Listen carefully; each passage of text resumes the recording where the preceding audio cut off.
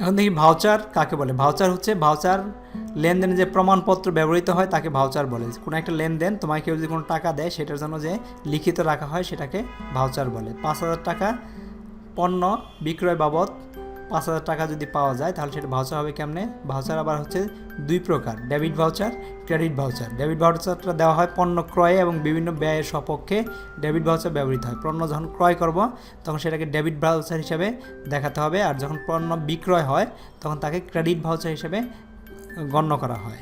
তো এটা একটা নমুনা আছে এখানে, যেমন এর কোম্পানির ঠিকানা এবং ভাউচারের একটা নাম্বার দিতে হবে, হিসাব খাতের নাম, কোন হিসাবের এগেনস্টে যাচ্ছে, কী হলো, আসবাবপত্র ক্রয় করা হলো নাকি কী ক্রয় করা হলো সেটা, সেই খাতটার নাম যাবে, তারিখ যাবে, গ্রহণকারীর নাম, কে এই টাকাটা নিল তার নাম থাকবে, তারপর ঠিকানা থাকবে। 1 নাম্বার খরচের বিবরণ লেখা হবে এখানে, আর কত টাকা খরচ ছিল সেটা এখানে নেওয়া হবে। সো ক্যাশিয়ারের স্বাক্ষর থাকবে, হিসাব রক্ষকের স্বাক্ষর থাকবে, ব্যবস্থাপকের স্বাক্ষর থাকবে, যে টাকাটা নিল তার স্বাক্ষর থাকবে। আর ক্রেডিট ভাউচার হচ্ছে একই রকম সব কিছু থাকবে, শুধু ক্রেডিট হিসাবে যাবে।